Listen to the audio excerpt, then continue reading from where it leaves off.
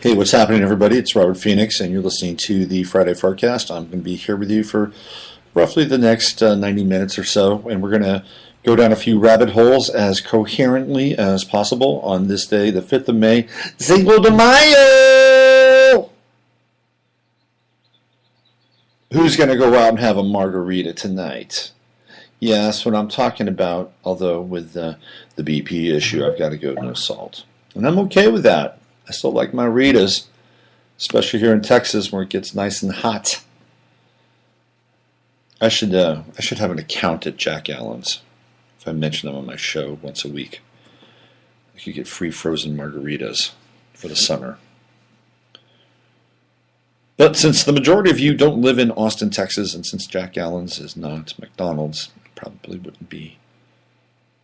It'd be a deal in my favor. Let's just put it that way. What's happening, everyone?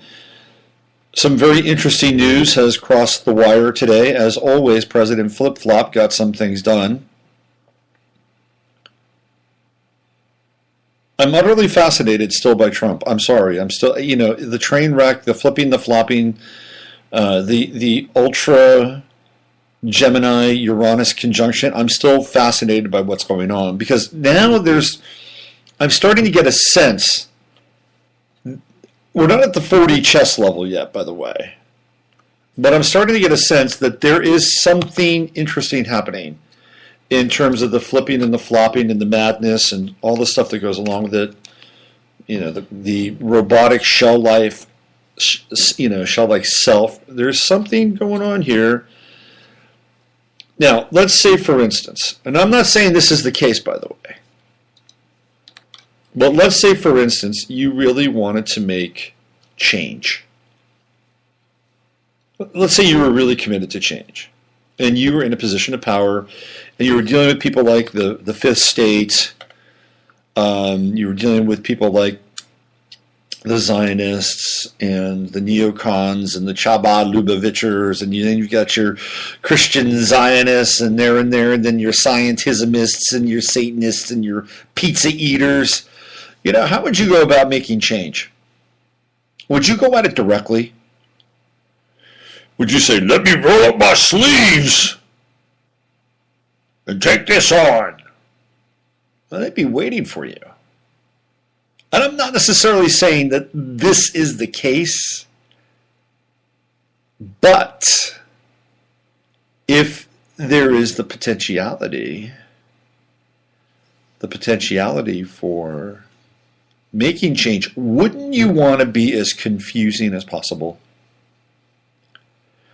Wouldn't you want people running around not knowing kind of what you're doing or what you're about or what you're going to do next? How long has it been since we threw down on Syria? It's been about a month, and I was not down with that. But there hasn't been anything that's happened since then. Well, we had the big gas bomb in Afghanistan that bombed the tunnels, not the poppy fields, of course, but the tunnels. And since then, there's been a lot of Sturm und Drang, a lot of saber rattling, a lot of deployment of THAAD missile systems on South Korea, which, by the way, the Chinese don't like at all. I'm telling you, I'm starting to sense now, and I'm not trying to resell Trump, not in the least. But I'm starting to sense now that there's something going on here that is interesting from the place of disruption and chaos. Now, I don't have any skin in the game of taking China on. I'm kind of a kumbaya guy. I'd like the world to get along. I'd like for people to sit down and meet with each other, stare into each other's eyes, and not at some kind of weekend at the Rothschild mansion where they're doing unspeakable acts while staring into each other's eyes. I'd rather, sit down for a piece of chocolate cake and stare into each other's eyes. Hey, you like cake too? So do I. Let's have some cake. Right? I'm kind of that guy. I'm not like, hey, let's go take on China. Let's waste them. Let's waste Russia. Let's waste them all. Fuck them. I'm not that guy. War is a terrible price to pay, and we've seen it. Or at least we've seen some of it. We've seen the vestiges of it. We don't see the actual damage that it takes upon a place or people in the Middle East. We don't get those photo ops.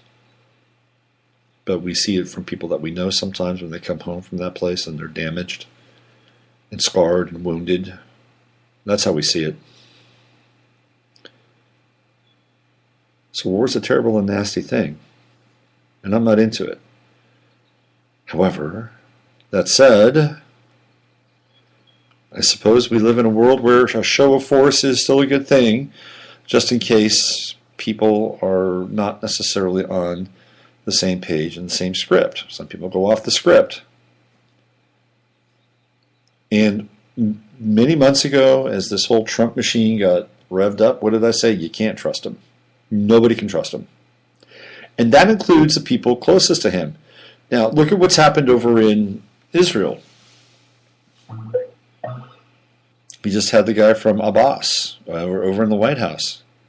Now, if you're Benjamin Netanyahu, and let's just say, for instance, Abbas is not a plant. Let's just say he's not actually really working for the Israelis, although, there have been times where that's actually happened. But let's say he's not. Let's give Abbas the benefit of the doubt. Boss Abbas. If you're Netanyahu and you're Israel, do you really like that? Do you really think that that's a good thing? Wouldn't you rather have Trump come out and say, I'm not meeting with the head of the Palestinian people because of they represent a threat in the Middle East, they represent a threat to our friend in Israel, and yada, yada, yada, and on and on and on. Wouldn't you want to hear that if you're Israel? It's like, music to our ears. Yes, sell us more weapons, give us more money. Let's wipe him out. But instead he meets with the guy. And then he says he's going to broker a Middle East peace deal. And you're like, Israel, what? Unless, of course, it's part of the script. And he's supposed to say that, right? But now he's thinking, we can broker this. I got the ace in the back pocket. Yeah, that's right, I got Jared Kushner, also known as Damien, the Omen. And then he goes back on the embassy thing. He says, well, we're not going to move the embassy to Jerusalem. Not yet. The American embassy is in Tel Aviv. You move the American embassy to Jerusalem and you're one step closer to prophecy. And all these prophecy people are like, why can't Nikki Haley just be president? She'd move it. She'd move that embassy anywhere. Anywhere where it needed to be.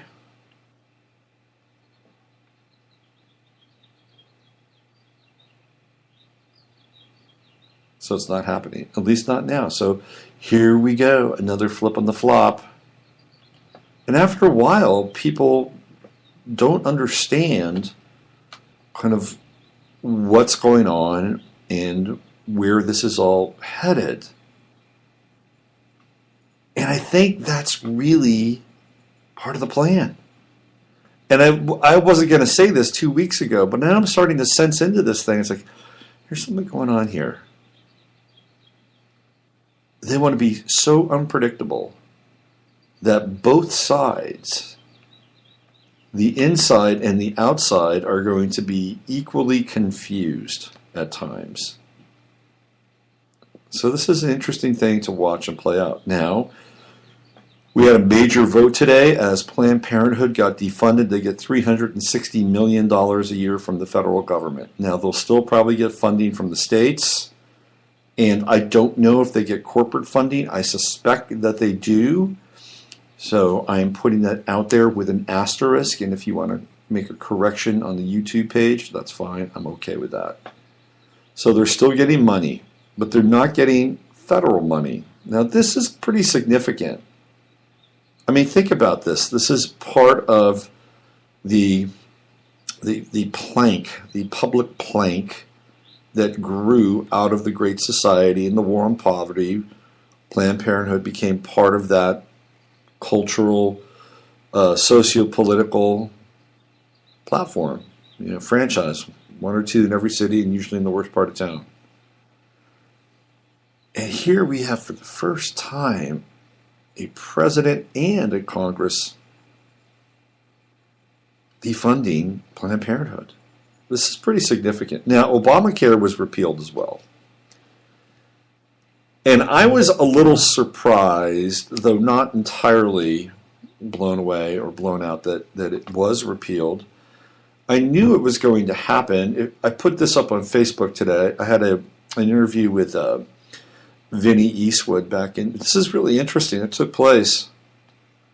That Vinny Eastwood interview took place, I think it was on May 3rd, so almost 4 years ago to the day. Actually, that's when Vinny posted it on YouTube. I think he did it maybe about a week before that. And one of the things that I talked about was how Planned Parenthood was going to get, not Planned Parenthood, Obamacare was going to get repealed. And I'm like, well, that's a kind of a bold statement. I mean, it's a big deal. It's a kind of landmark. Well, today's the day. Now, they did replace it with Trump Care, and I'm not in agreement with that. I think they really should have just pulled the whole thing, scrapped the whole thing. It's not as if people were not able to get medical care. They were. California had Medicaid, right? Or Medi-Cal. It was Medi-Cal. They had their own sort of state-sponsored option. I mean, nobody was ever getting turned away. Nobody was ever. This was a ploy for the insurance company to get more people pulled into medical care and buying health insurance. That's all it really was. That and a tax mandate, and then of course all the pieces that were sort of loaded into Obamacare, things like managing you out after the age of 65, and your care gets degraded because you get degraded and you're a drag on the system, right? I mean, there's all that stuff in there, the death panels and all that crap, all embedded in Obamacare. It's been repealed. And once Mercury went direct, they tried to repeal it under a Mercury retrograde. It didn't work. It went direct, and the votes were there. Trump Care is now the medical law of the land. I heard it's terrible. Doesn't surprise me. Should have just repealed it. But it happened. So now we have some of the things that Trump said he was going to do. He said he was going to repeal Obamacare. He said he was going to repeal or defund Planned Parenthood. Those things have happened. So now the people say, oh, he went back on all of it. Now, well, I don't know. Maybe he didn't go back on all of it. Look at what happened here. So, and I'm not selling Trump, but I think it's fascinating to watch what's happening because it's like he's incredibly unpredictable. Like, he's more unpredictable than I thought he would be. And I knew going into this he'd be unpredictable. And if you wanted to change something, like say, for instance, if you wanted to fight a war now, fighting a standard war, not going to work. You have to have asymmetric tactics, which means that you've got to think and fight outside the box. Whatever that is. However it looks, it is not going to be business as usual. And Trump is an asymmetric president. This is what I'm picking up. Now, some of this is part of a personality flaw, I believe. It's built in. But also a part of it is, what he, kind of how he does things. and in a strange kind of chaotic and almost kinetic fashion. Okay, let me give you another example here. Now, he went super big on the budget. He went really big on the budget. And a lot of the stuff that he asked for did not get passed on that budget. Now, do you think he really wanted those things passed? Like, if he got them passed, he'd be thrilled. But I think he knew that he wouldn't get them passed for a number of reasons. Resentment, John McCain, the neoliberal social Marxists, all these people that would like to see him, walk the plank. So he got this budget that wasn't what he wanted in a number of areas. But I'll tell you, I think that the budget means nothing to Donald Trump. Like, the military got their money. Of course they're going to get their money. They're going to get paid. And he wants the military on his side. And from a presidential perspective, if you don't have the military on your side, you're screwed. If you're pissing off the military and the brass and the military, this is the game we're playing now. Okay, he's not Gandhi. Gandhi as president would last about 2 weeks. I'm telling you. They tried it with Obama and it didn't work. So if you're smart, you're going to have the military on your side because, hey, you want to go somewhere and take somebody on? Let's say there's a coup. Let's say these Soros-funded Black Lives Matter, social Marxist commies, Antifa, and they're kind of embedded with the Chinese or whomever, right? Let's say there's a coup. Don't you want the military on your side at that moment in time? So yeah, man, we'll fight for you. We'll take these guys out. We'll stand down, and then you put down the coup. Versus, I'm going to cut back, and we're moving away from our participation in the expansion of our military and our security, all of our global bases. What do you think the military is going to do at that point? Screw you, buddy. Screw you. I've got a pension. I've got islands to visit at some point in time. So I understand why he's doing it. But here's the deal with the budget. I don't think he cares. Because guess what's looming? Like, the government shutdown is looming. The budget, and it's not just, what was passed, but it was connected to the debt ceiling limit, which happened, on the Ides of March, right? 15th of March. And it came and went, and there was no renewal of the debt ceiling limit, which means that based on the budget and based on the money that we have, right around sometime around June 15th or so, June 25th, we're supposed to run out of money.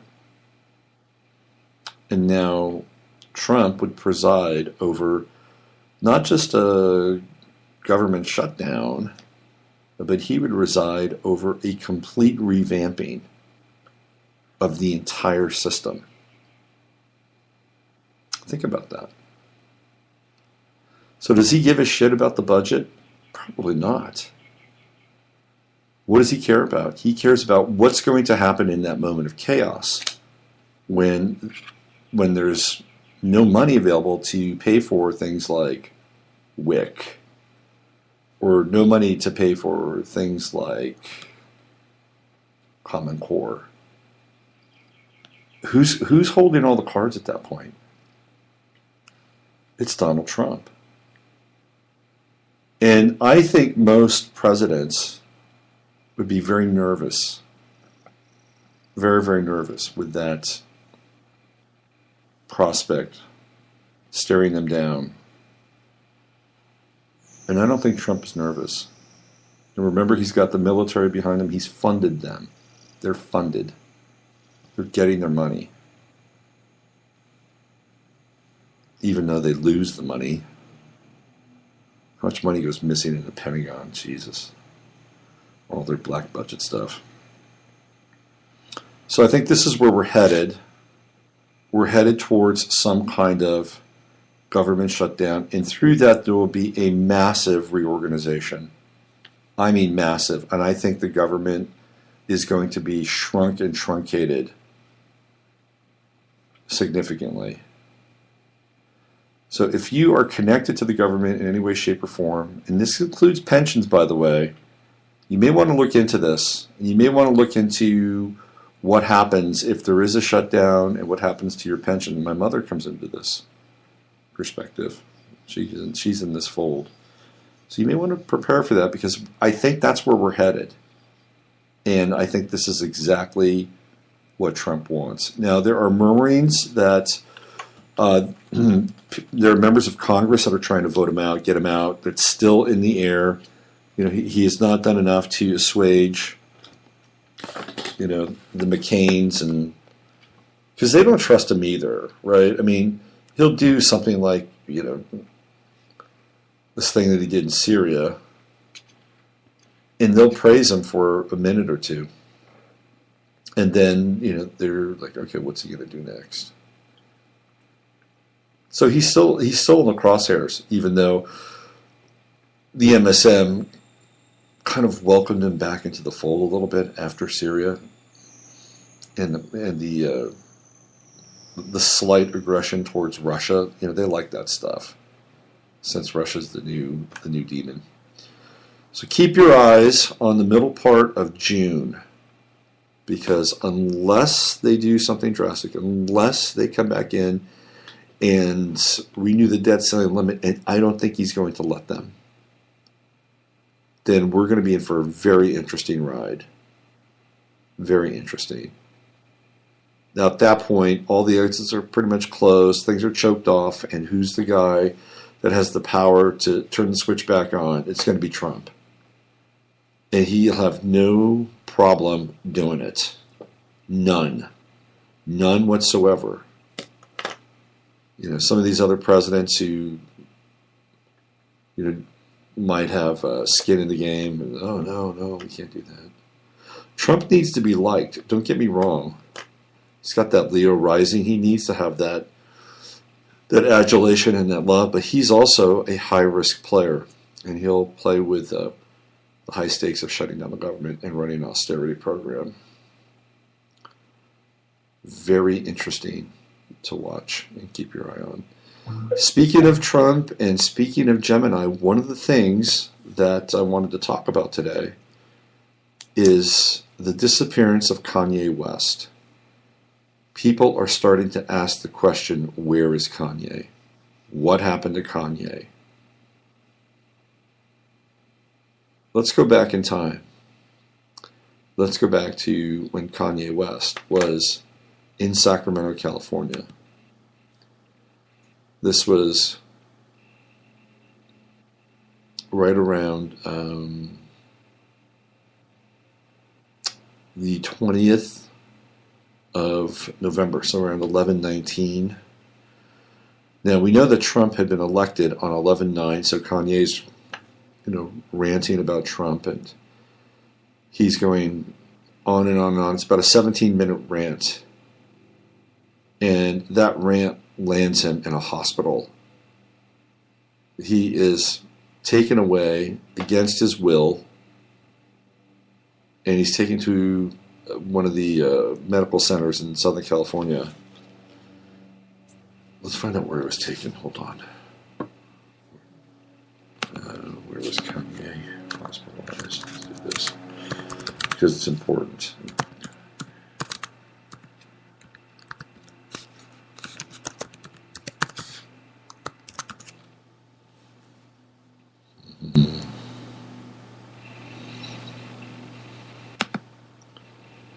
Okay, here we go. Everything we need to know about Kanye's hospitalization. Let's find out where he was hospitalized.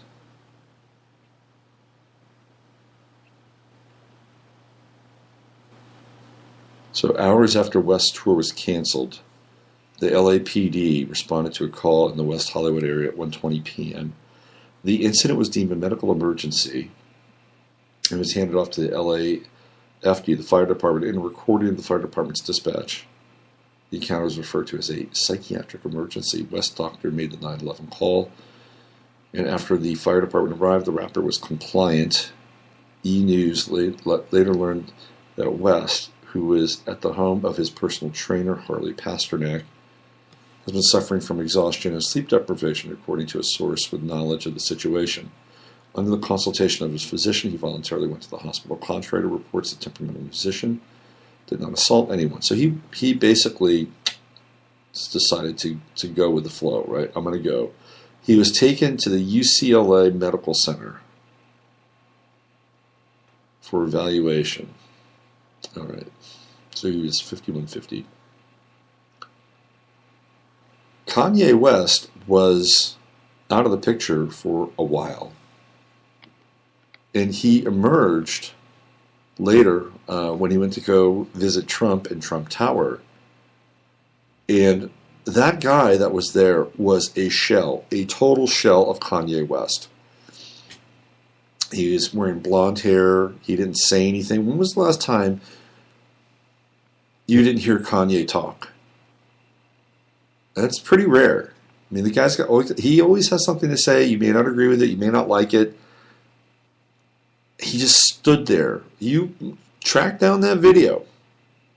Track down that video and watch him stare into the flashlights, the strobes of the camera, like he's not even there. Like there's nobody home. And we've talked about cloning before in the past, and you know how they can clone people. It's true. I mean, yeah. Was he cloned? Was he replaced, or did something else happen? Did he suffer from electroshock therapy? Like, who is this guy now? Like, he's a shell of him of his former self.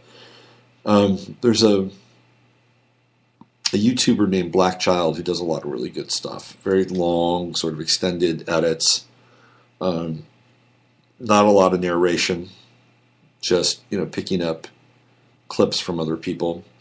And he's got this interview with the guy that Kanye knows, or knows Kanye, and the guy is basically he says on the interview his memory is starting to come back. What is that? His memory is starting.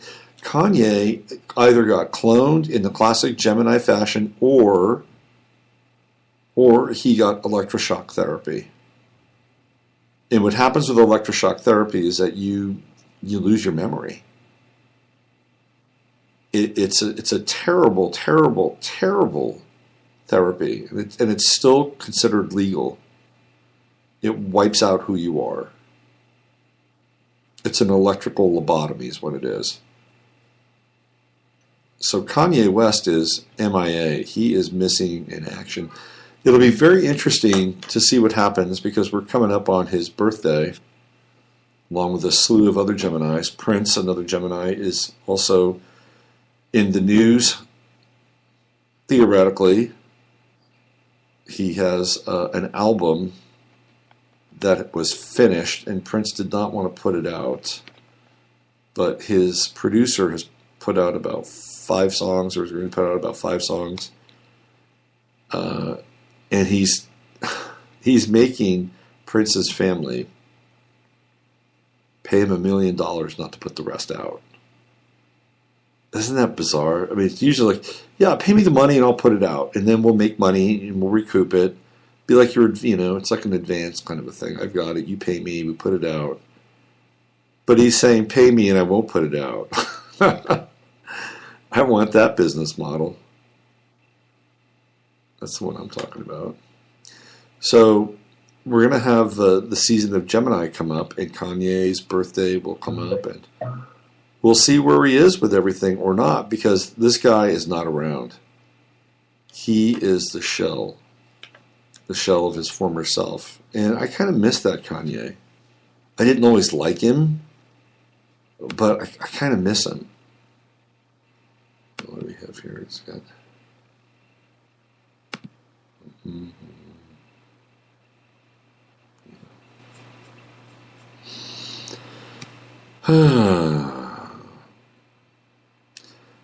So this Planned Parenthood thing. Can I actually say that I am glad it got defunded? I'm actually glad. Because I had an experience in my 30s around Planned Parenthood. And a person who I was with at that time, and it was terrible. Absolutely terrible. And a lot of that was on me. And I saw just how precious life is. And it hit me in such a deep way, in such a deep metaphysical way, that it completely changed my perspective on life in general. And it made me really aware of how easy, almost too easy it is to end these lives. It was one of the biggest spiritual lessons of my life, and it was not pretty. It was very dark. And I basically, roamed the earth for about 1.5 years with no light inside of me. I don't know if you've ever experienced that, but it's not a place you want to hang out. Not a place at all. And only through the loving grace of God was I able to come back into the world with a semblance of my soul. To be honest with you, it's true. It's very true.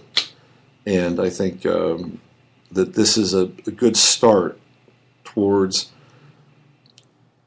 reaffirming our relationship to life and to what's sacred.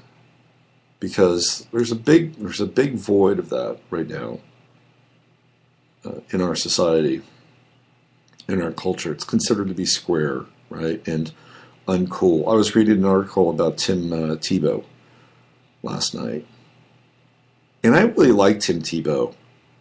I think he's great. I think the world needs more Tim Tebows. And he stands out like a sore thumb because he's so earnest and so into his mission. And who knows, maybe he's some kind of MK Ultra character who's also altered. I don't really care. The cipher that he is somebody that I like. So I'm going to sign off on that version of Tim Tebow. But it's more than just who he is. It's to a large degree, it's what he stands for.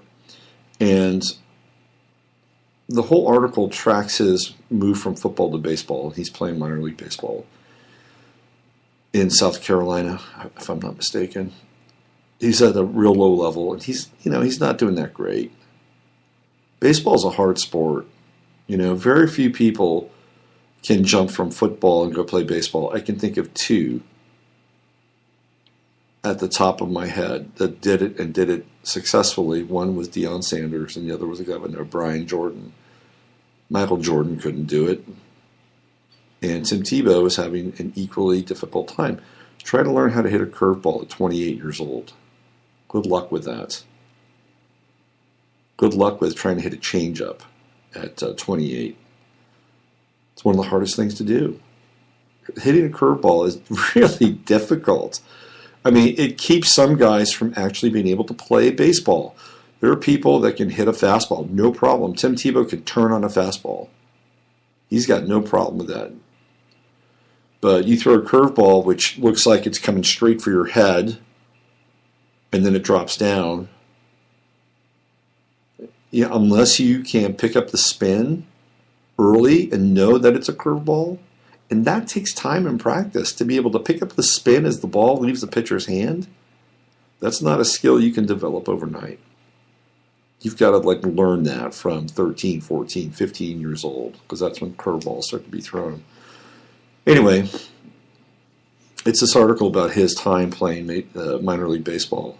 And the author basically puts the the people that like or dislike Tebow into three groups. There's the haters. They hate him, just totally hate him.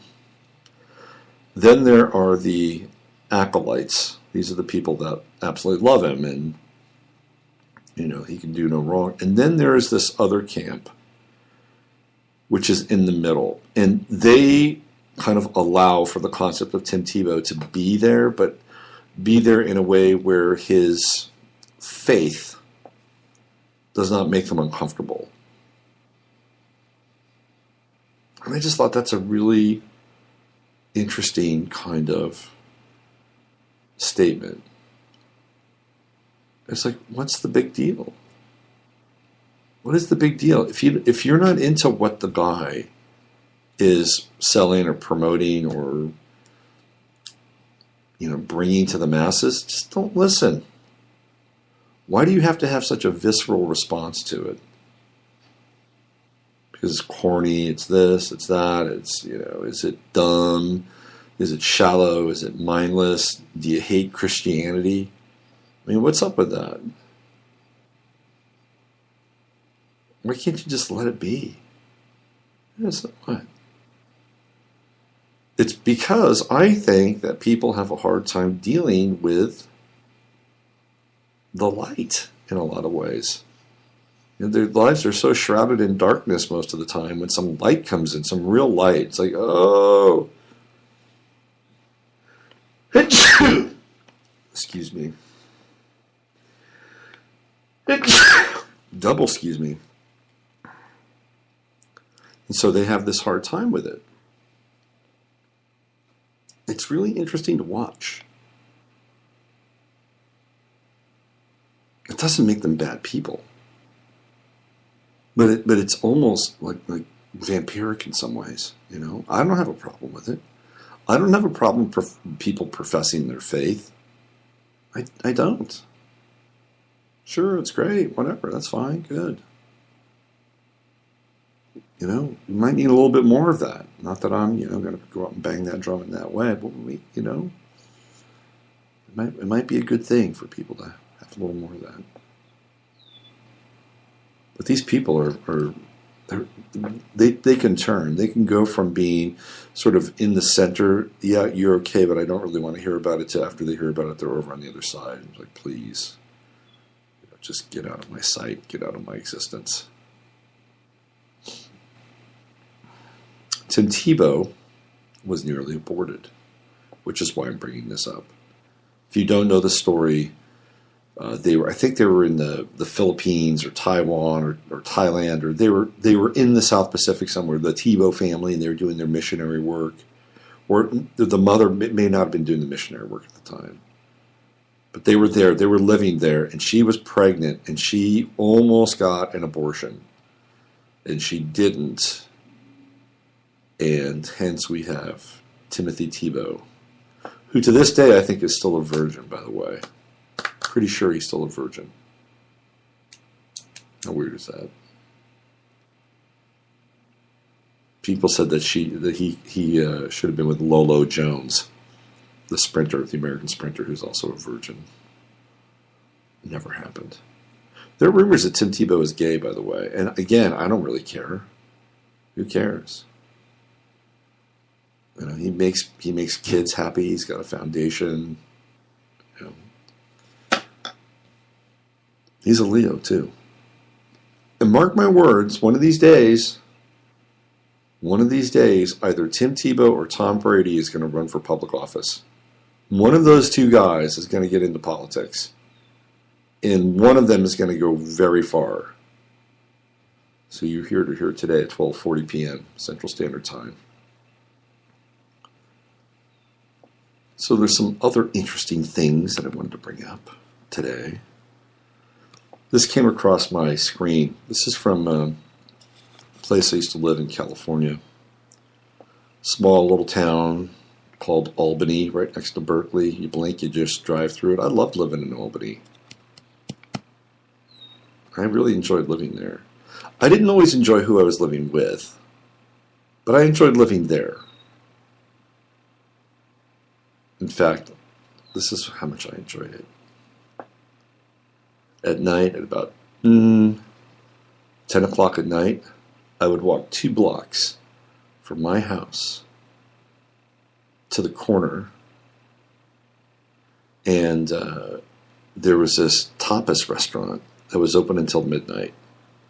And I could get food, happy hour food, at 10 o'clock at night. I could get like those fancy fries with the aioli, mayo, and there was like good food there. I could go and get one. It was all happy hour, late night happy hour.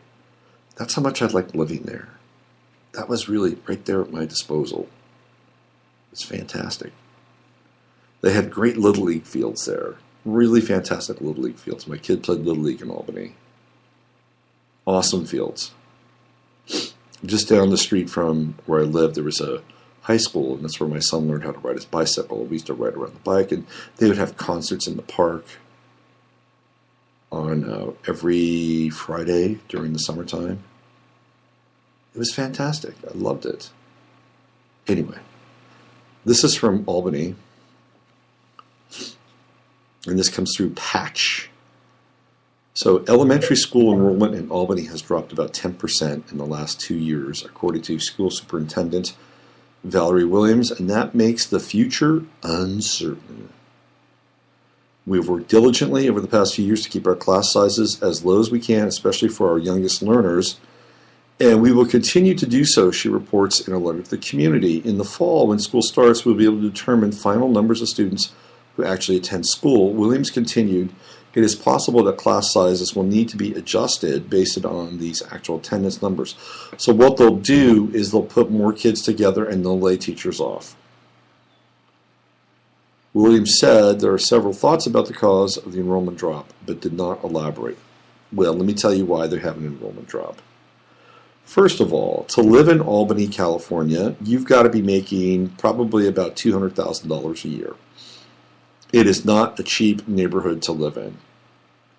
If you live in one of the cheaper areas of Albany, you're probably living down by the racetrack. And your school may be a little more full than, say, some of the other 2 schools that are right in the center of Albany. Albany has 3 elementary schools. So you got to make money, right? You got to make at least $200,000. Now, who has kids? It's generally what, young people, right? Between the ages of 20 and 30. So what does that say? It says, number one, people between the ages of 20 and 30 are not making $200,000 a year. Generally. Okay, let's just be general about this. That there's wage suppression, that there's high numbers of unemployment, you've got a lot of people running around with worthless degrees. Let's just be clear and on the table, right? There may not be a lot of $200,000 a year earners in that area. And if they are $200,000 a year earners, they're probably living in San Francisco, or they're probably living somewhere in Silicon Valley where that $200,000 salary comes along with the territory. The next thing is that the millennials are not having kids. They're not having kids. Here in Austin, we're having a drop. Also in our rates of students, the schools are becoming less populated because the millennials don't have kids with the same frequency. So in this case, it's going to be money to get into the neighborhood and also young people deciding to have a family. This is going to be a very interesting trend to watch. Remember, everything happens on the coasts first. It always happens on the coast first. And then eventually it migrates inland. So about a year and a half from now, 2 years from now, you'll see some of this start to happen in the Midwest, in the Mideast. However, that said, if there's an area where people will live, so you don't have to pay $200,000 a year, or have $200,000 a year to afford a home, you get paid $200,000 you don't afford a home, it'll be in those areas. So people will buy homes and people will propagate. Not to the same degree, though, because by and large, remember, millennials just are not having kids. So what's going to happen after that? What's going to happen after that is that this is what's happened in Europe, is that there will be a hue and cry to replace the numbers. This is one of the reasons why Europe has taken on so many of these refugees. By the way, I saw this amazing video today. I wish I was in a studio who could just play this stuff live. If there's anybody out there that wants to invest in me in a studio and be a part of a team and create something, let me know, because I've got material that I could put together every single day and do a live broadcast, and it would be great. So I'm just putting that out there. But I saw this video today, a fascinating video. It was a video capture of a subway station in Moscow, and a video capture of a subway station in Paris, and the contrast between the two blow your mind. I mean, blow your mind. And when you watch that video and you look at the group of people that are navigating through that subway station in Moscow, you understand why there's the heat on Russia and why there's the heat on Moscow. Let's just say Moscow's not diverse. And the Parisian clip is the exact opposite. And not only is it the opposite in terms of ethnicity, but in terms of numbers. Like the people coming down the escalator at the subway station in Paris, it's almost Soylent Green-like and crushing. Meanwhile, in Moscow, people have space, they walk around, do little pirouettes, juggle while they walk. It is such a remarkable contrast. And you watch that and you say, okay, I get it. I know why they hate Russia. Because Russia has, pretty homogeneous sorts of principles.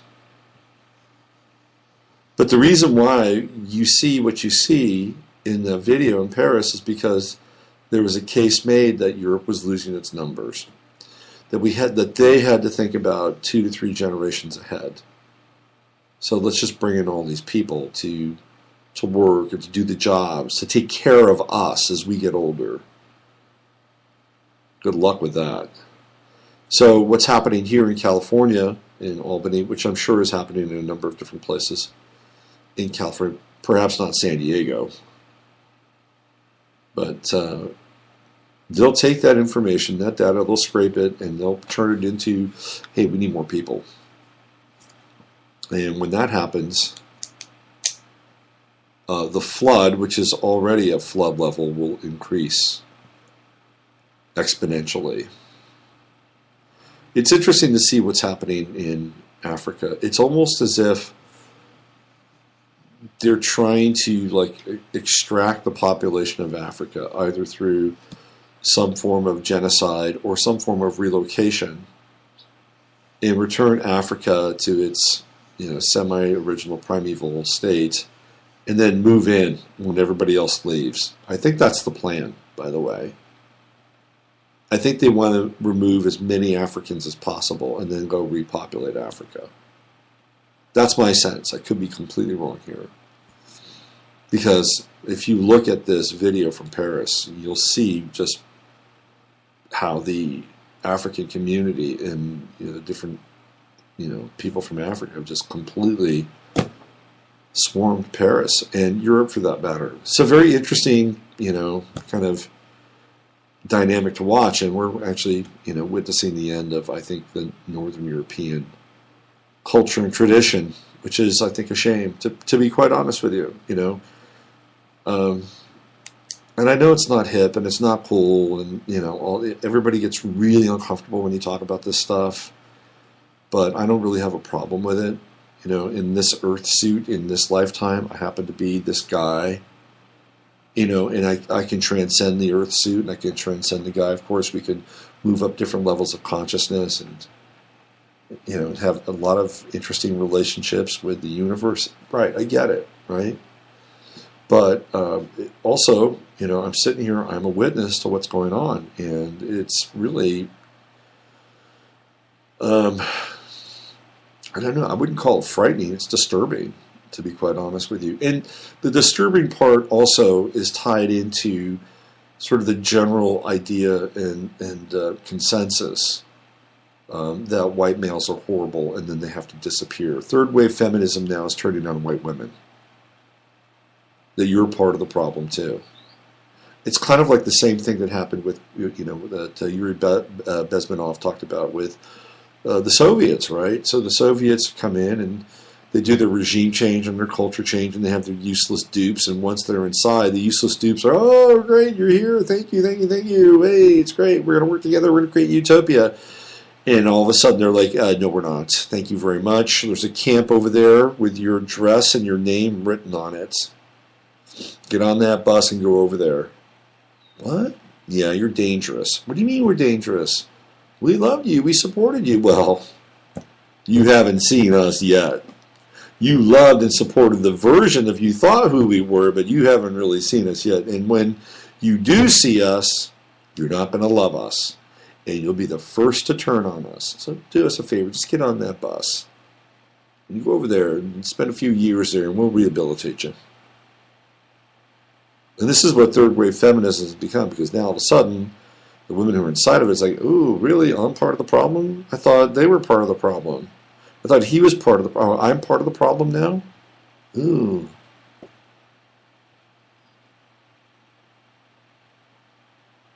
It's really unfortunate. It's like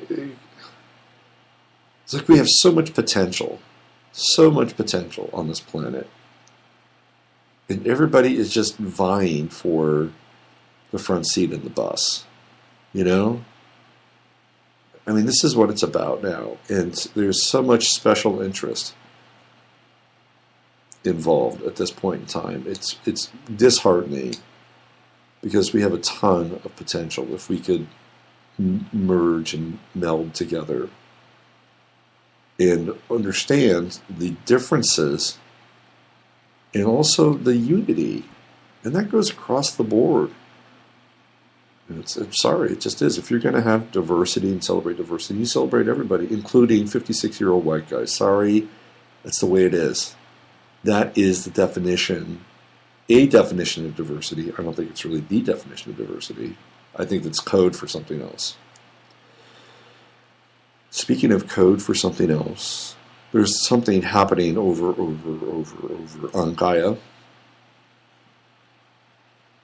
A good friend of the show, Randy Moggins, who has spent, I love Randy. Randy's one of these guys that's really smart and very real and entirely underrated.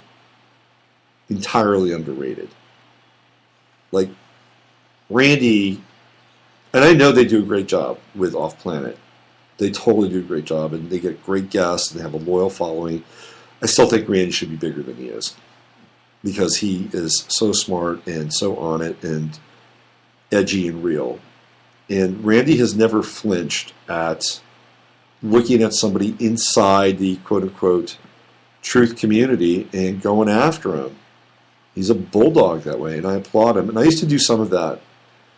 And I still do to a certain extent. Like, I know I get on Alex Jones's case, and for good reason. I've gotten on David Icke's case in the past, too, as well.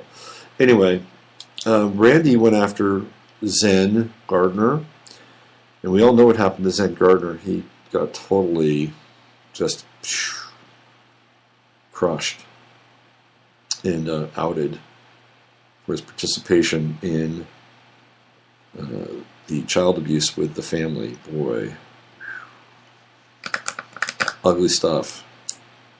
And Randy had no problem, sinking his teeth into that. A lot of people did. Now, the latest controversy happens to deal with David Wilcock and Corey Good over on my friends at Gaia and their channel, and their show that they do together. Now, I'm going to be honest with you. I have never seen the show. Never. I have only known about the show what people have told me about the show. And the Blue Avions and all this stuff, and Antarctica, and Corey was part of this program. And I just, first of all, the association with Mr. Wilcock is not something that I am immediately sold on. It's like David is the least credible person in the truth movement. He's wherever you want to place him, he's the least credible. He's made prediction after prediction after prediction after prediction after prediction, and they're all wrong, wrong, wrong, wrong, wrong.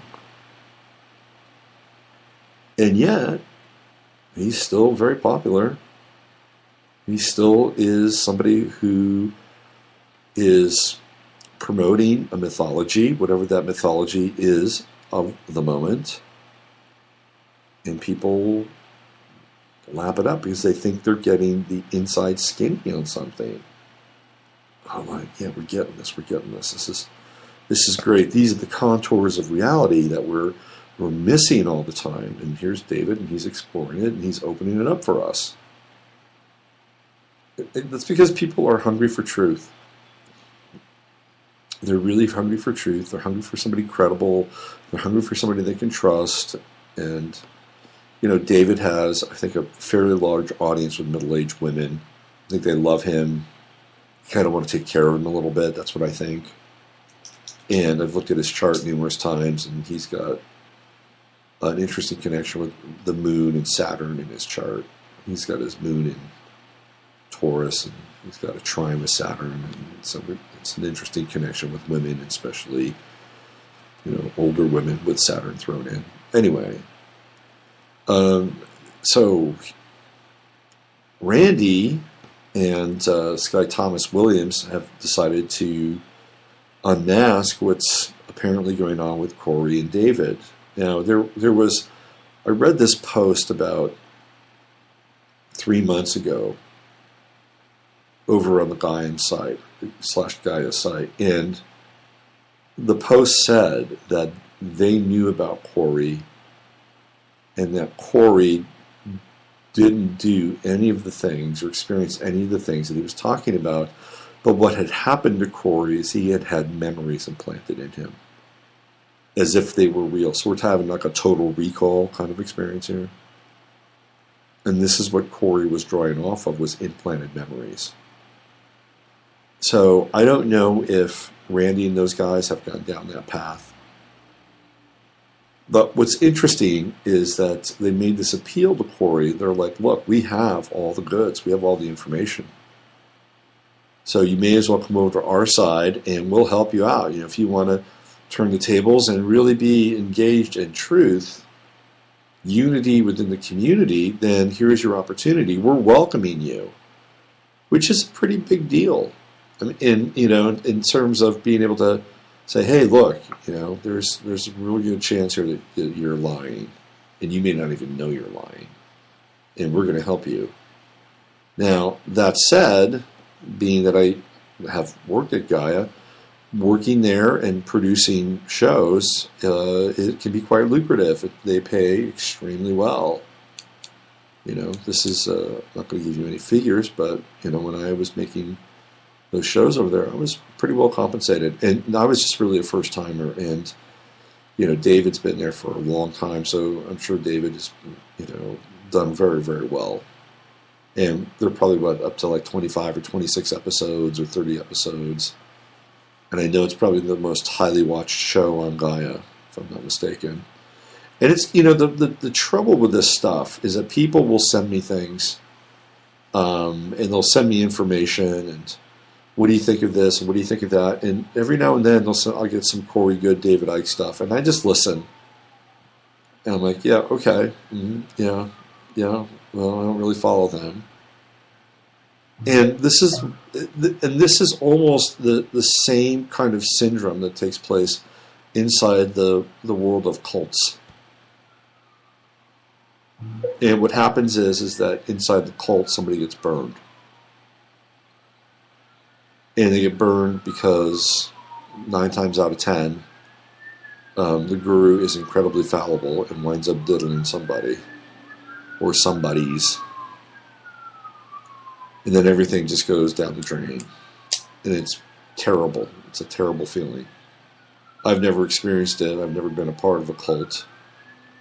But I understand, I think theoretically how it could feel. I think it would feel awful if you spent 10 years of your life invested in something, maybe more, and then you realize that it was fake, right? Now, you could say to yourself, well, I got something out of it.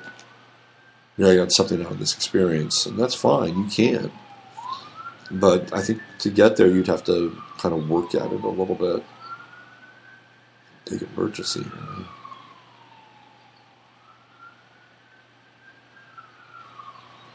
It's a lot of sirens. A lot of sirens.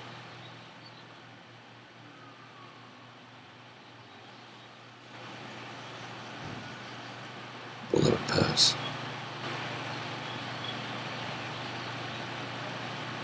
So I'm going to be talking with Emily Moyer after the show and try to get a bit of a lowdown as to what's happening with Off-Planet and the details. Now, I'm not going to obviously share them on my show, but I'd like to know a little bit more because I think it's important. I think people are tired of being corralled. And quite frankly, I think the whole UFO movement is kind of a part of that experience. When I first started off doing this, one of the things that I wanted to make sure that I wasn't going to get into was UFOs and aliens, because I don't know. I can talk about them a little bit, like I know who they are and all that stuff. And I think that there are things going on, trust me. I interviewed a guy back in 1986 who was a constant abductee, and he was one of the most fascinating, lucid, smart, and unusual people I've ever run across. He did not look like your average human. He looked quite different. In fact, I met 2 people during that time who were abductees, and she looked very different as well. She had webbed hands. So I think that there are things going on. I think a lot of the UFO stuff is also governments and all their back engineering. But it's just, I think, so many rabbit holes. I mean, we have a hard enough time trying to wrap our hands around, whatever today's version of the truth is, let alone stacking, UFOs and aliens, which I think are actually real, by the way. Probably more interdimensional than anything else. But, yeah, it's like a whole other area where you have to be really on the inside. And you see these people in the UFO community and you look at them and you go, eee, creepy. Like a lot of the UFO cats are just creepy. The only guy that I liked was that Robert, what was his name? That Robert, was it Robert Duncan? The old guy. He was kind of cool. I liked him. But you got people like, Stan Friedman and Stephen Greer, and they're just really unusual people and not people you really want to hang out with, right? Do you want to hang out with Stephen Greer? Maybe some people do, but I don't know. And then there's Linda Moulton Howe, who's very nice, but she was discredited in a very big way. She was led on by kind of a deep throat source and found out it was, a guy on the inside who was giving her false information. Quite embarrassing, to be honest with you. So this is one of the great pitfalls of our time is we're in the search of the truth, and in many instances we're kind of moved into these areas and redirected and sent down these rabbit holes. But what we try to do is we try to get to the truth is much as possible. And even if the truth is involved in some realm of speculation, if we can have an open question, like say for instance, what happened to Kanye West? We may not know what happened to Kanye West, but we can begin to speculate what might have happened to Kanye West. Replaced, electroshocked, whatever that is. But the question is perhaps more important than the potential answer. Because in the question, we know that things aren't right. We know that this guy did this thing. He got on stage. He was on top of a black cube on the 17th of November. And he ranted and he railed against the beast system. He ranted and railed against Babylon. And I listened to that speech. He was like, man, he was all over it. He was taking Mark Zuckerberg and Amazon and Facebook on, and man, it was quite a speech. And you know what's really unfortunate is that the people that were there at the auditorium booed him. They booed him because they didn't want to hear that. They didn't want to hear the truth, or at least Kanye's version of it, which was pretty truthful. Instead, they wanted to hear the music. They wanted Kanye West to reach into his bag of magic blue pills and just scatter them like seeds across the auditorium so they can take their blue pill and stay in the trance, because the trance is easier to live with. Trance is easier to navigate through. It's an illusion. You know you're in the illusion, and you give consent to the illusion. But he didn't. Kanye was firing red pills, and they didn't like it. So we know that happened, and then he disappeared. And we know that he went to, theoretically, at the very least, and the start, UCLA. And when he finally emerges, he does not look or feel like the same guy. So the question is, what happened to Kanye West is a valid question.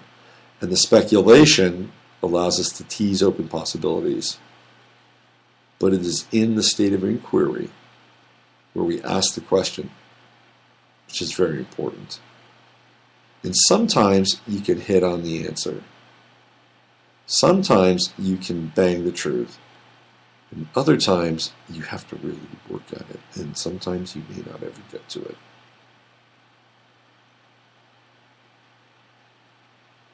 Like Trump, for instance. What's the truth around his style? And we talked a little about that this morning. And I'm not ready to sign off on the 4D Bobby Fischer version of Trump. But it really dawned on me that all this chaos is there for a reason. It's there for a reason. All right, we got 109 here in South Central Texas. I'm Robert Phoenix, and you're listening to the Friday FARcast. Just wanted to put out a few messages from my end of the world so that people out there who are listening can pick up on them. I do have, if you're into astrology, of course we cover astrology on Sunday nights over on YouTube with the live stream. Well, the last Sunday night I was just so whacked out of it that I needed to hang out and just get some rest. If you are into astrology, we get into it on Sunday nights. And we'll do that this Sunday, I promise. I also have a website, robertphoenix.com. And I have an astrology course on that website. And it is a 16-hour course. It has labs and also lectures. We break down charts, aspects, you name it. It's all in there. If you want to learn about relationships, relationship astrology, it's all inside there. For this weekend, between today and the end of the day on Monday, this is a Mercury Direct special. My course is normally $295. You will get a $95 discount between now and Monday to sign up for my course. You have to send me an email, though, which is rpm1122@zoho.com. and just send me an email and say, hey, I heard about your course, I'd like to get it, and I'll take care of you. That's a $100 discount. Just for 3 days, from today to the end of Monday. So Tuesday ain't happening. And I am going to raise my rates here in the not too distant future, probably in the next couple of weeks. So if you want to get a reading with me, and you want to get to before I raise my rates, probably now is a pretty good time to book it. And I will also extend a bit of a discount for this weekend and this weekend only. My normal rate is $155 a session. I'll take $25 off of that just for this weekend, $130 a session. But again, it'll have to be between Friday, today, and Monday. So to repeat that, we have $95 off of the course just for these 3 days, and $130, it's a $25 discount on sessions, and my rates will be going up in roughly 2 weeks. So you may want to take advantage of that. Okay, let's get back into where we are, what we're talking about here on this Friday. Cinco de Mayo. You know, this is not really the true Mexican Independence Day. This is like a cerveza holiday. You know what's interesting about this whole thing with Trump and Kim Jong-un is that Trump is a member of the baby boomers. He's got Pluto and Leo. And Kim Jong-un is a member of the millennials. So you have this square off between the millennials and the baby boomers through Trump and Kim Jong-un. I think it's interesting. I think it's really interesting. Related to that, the House just passed a new bill for new sanctions on North Korea. They're just going to put the screws to North Korea. It's going to be interesting to see what happens. Some people don't think that North Korea has nukes. I guess we'll find out, won't we? If you're North Korea, at some point, you're not going to wait around for the United States or whomever's out there to do something. I think they'll ready, aim, fire. Now remember, the date we were talking about is the 17th. That's the 17th of May. That's when we have some very interesting Mars action taking place as it relates to Trump's chart. Yes. U.S. auto sales have dropped dramatically. We're in a tricky place. We're in a tricky place financially. There's a big housing bubble that's about to burst. Houses are way too expensive. There's not enough new jobs being created. The relationship with cars and the auto industry is a really important one because it gives us a sense of, where people are putting their money and where young people specifically, are putting their money. And this is from the Economic Collapse blog. It's a pretty good blog, Michael Snyder's blog. Let me give you the figures here. So the auto loan generation has gone absolutely vertical since 2009, rising an incredible 56% in 7 years. Even more incredibly, roughly one-third of this $450 billion new loans are subprime, aka garbage. In simplest of terms, this is subprime 2.0, the tip of the $199 trillion debt iceberg, just as subprime mortgages were for the housing bubble. I've been watching this industry for months now, waiting for the signal that it's ready to explode. The signal just hit. So there's a ton of debt in the automobile industry, and now people aren't buying cars. Let's check this out. The signal that Summers is referring to, this is Graham Summers. He's an economist. This is what he says here. The signal that Summers is referring to is a persistent decline in U.S. auto sales. It would be easy to dismiss one bad month, but U.S. auto sales have been failing for a number of months now, and the sales figures for April were absolutely dismal. Just check out how much sales declined in April compared to 1 year ago for the biggest auto manufacturers. General Motors down 5.8%, Ford down 7.1%, Chrysler down 7.0%, Toyota down 4.4%, the lowest of those, and then Honda down 7%. That's a lot.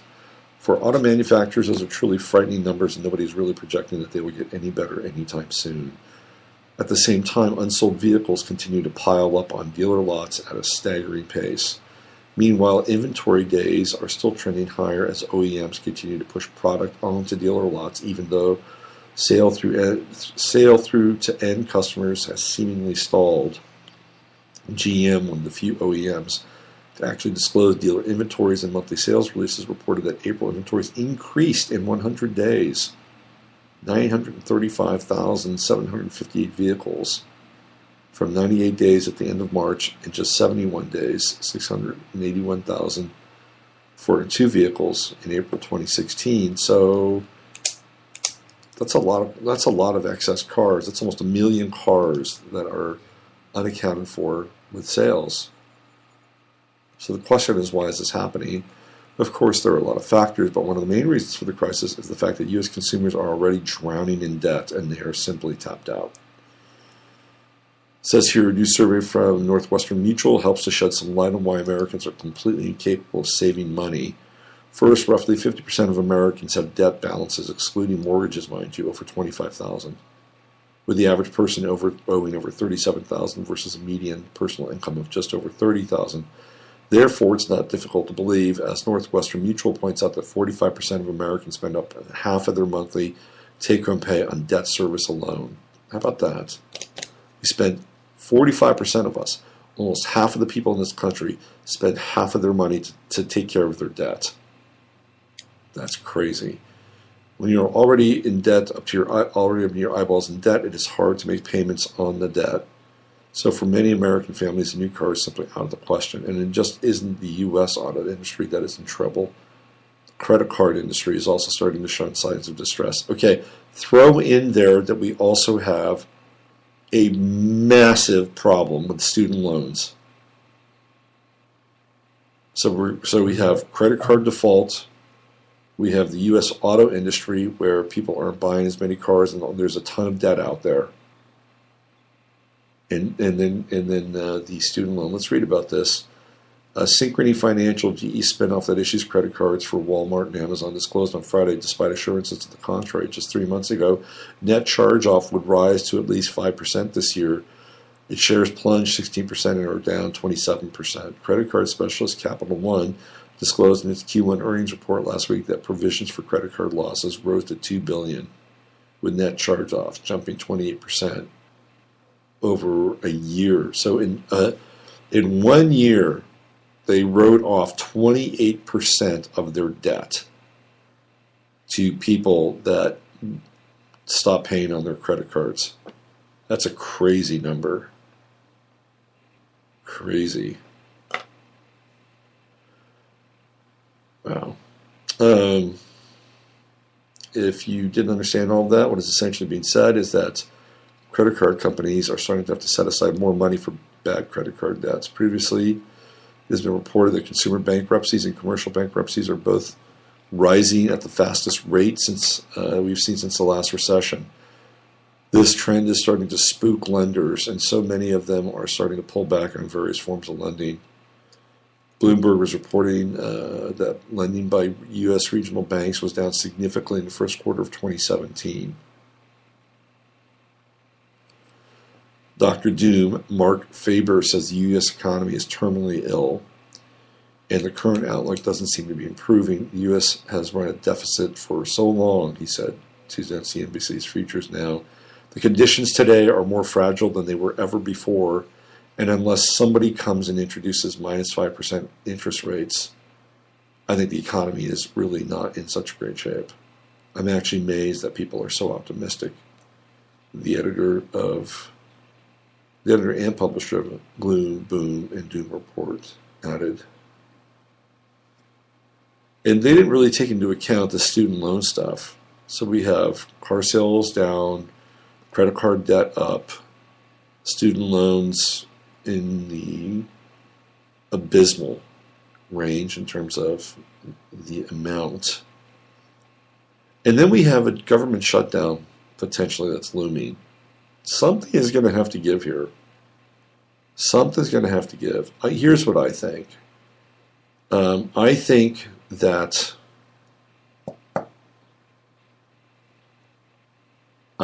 Americans need to have their personal debt wiped out. That's what I think. I think that there should be, and maybe there's a topper on it. Because if you've got debts in the millions, you're probably holding money somewhere else. But let's say your debt is up to $100,000. It should be wiped out. Absolutely wiped out. And then I think that the debt that is owed to the World Bank and the IMF, not to individual countries like China, I think that debt should be eliminated too. I think the United States should just say we're defaulting on this. We're going to default on this. Send in the troops and we'll talk about it. Send in your UN troops. We're not going to piss off China. We're going to continue to pay China because they actually have troops. But send in your central bank troops and we'll deal with it.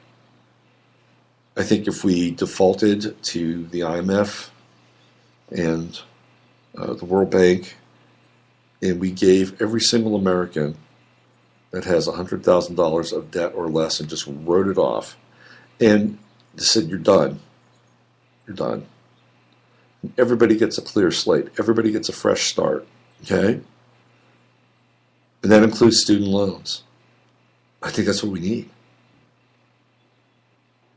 I think that's what we need. What would people do at that point? Would they repeat the same mistakes and the same errors? Would they get themselves into debt 10, 15 years down the line? Or would there be some, kind of conscious awareness around what it is to have debt, to accrue debt?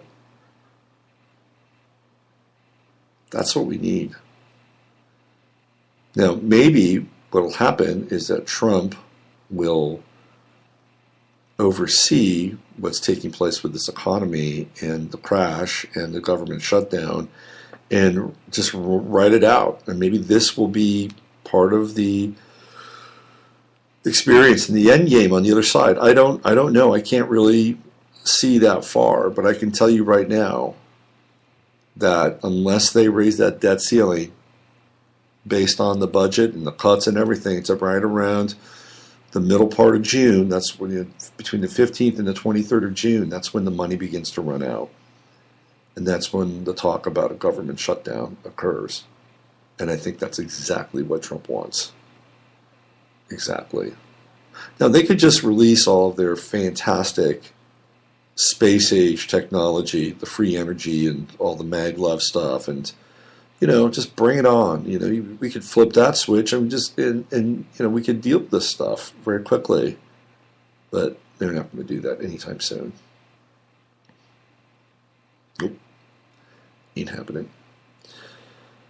All right. Well, we've gone through a number of different scenarios today. We've looked at the disappearance of Kanye West, and we've explored the economy. We got into the mind of the true believer who is betrayed.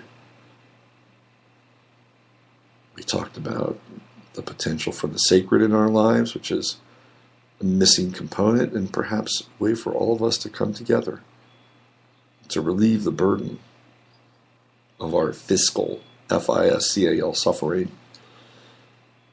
So that's plenty to chew on, I think, for a Friday. We'll be back again next Friday with the Friday FARcast, and I'll endeavor to get some guests on here soon, like we had Steve Creamy on our last Friday FARcast last week, which I thought was great. Love Steve. Terrific guy. Check out his books, logosophia.com. his latest book, The Catabatic Wind. I highly recommend it. Check out his catalog. And check me out over on robertphoenix.com. And if you are inclined to take me up on the offer of the course and the discount for the reading, which is going to be a $25 discount, and the course is a $95 discount, let me know, and I will hook you up. And that's about it. I think we owe it to ourselves to go out and have a Cinco de Mayo margarita. It's time. I wish I had my little bell. Special effect. I can ring it right now. All right, you know the drill. Use your head to discern what's real, your heart to stay open to what's possible. From my heart to yours, I love you all. And I'll be back on Sunday night with the live stream over on YouTube, and we'll be back again on Monday with 15 Minutes of Flame. Have a great weekend.